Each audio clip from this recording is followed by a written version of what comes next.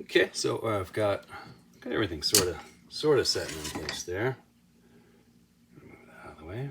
That's the setting for the garnet eyes is mostly ready. I got some technical issues there.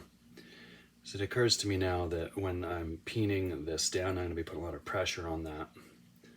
And so I may have to undercut a little bit of the hat. That'll seat down and fit better once I clean things up. But or I'm going to have to put the whole thing together and just not sharpen it and have the setter deal with the whole finished blade. So I'll check in with him and see what he thinks. Neither of those means it's not going to happen. Just some decisions that have to be made. So, you know, the usual casting cleanup. Still going. Oh, it's a little piece of wax just to hold it up for the shot there. Okay. Oh, it doesn't want to come out. Oh, I suppose that's good news. Right, there we are. Yeah, it was, you know, got some cleanup going on in here. This is going to get soldered onto there. And I'll clean those pieces up a little bit so they blend in a little better. There will be a solder line visible, but not once I gold plate it. I get the whole thing gold plated.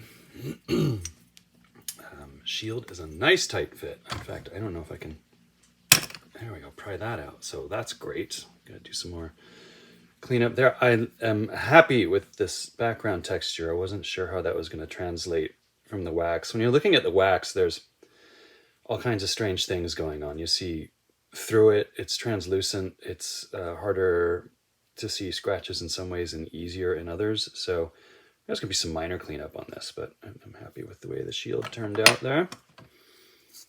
Okay, and yeah, the big piece doesn't appear to have any issues. So the casting camera, where? There's my hand, can't see it. So yeah, I just gotta clean up. A little sanding, a little polishing.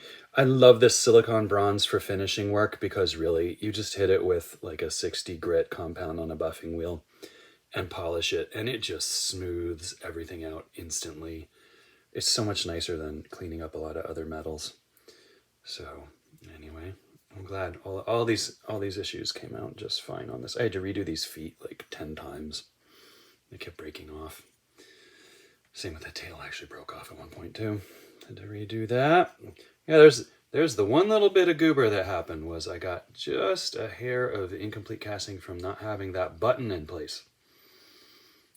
But as you can see, it's flat, it's flush. There's more than enough surface area to solder. In fact, I'll probably grind a lot of that out with a big ball graver and smooth it out. The original actually was. What happened here is sprue bits filled in that space there. So by the time I clean it up, it's not going to be even remotely an issue. Awesome. Very happy with the fit on these. Let's see. Okay, you can just go down here then. Be like that. So both of these pieces actually fit just right. Especially when they cast, there'll be a little bit of shrinkage on the wax when that casts. So that is... that's going to be great. So that's just a sprue right there. And I'm super happy with the background texture on that, which again, one of those things I wasn't sure about in the wax, but, and I thought, well, maybe I'll have to go in and stipple that. I may just leave that as is. I like it. In fact, I may just do that in the background of the wax here. So you can see what I mean. Like there's all kinds of stuff that looks like it's going to be a disaster in the wax, but you cast it and most of that magically goes away. So yeah, I do think I will repeat that texture in the back. And then we'll decide, am I going to stamp these with stars?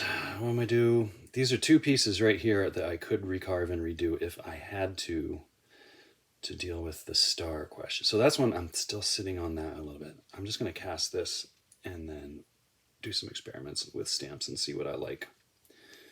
Anyway, that's that. Looking forward to getting this piece done.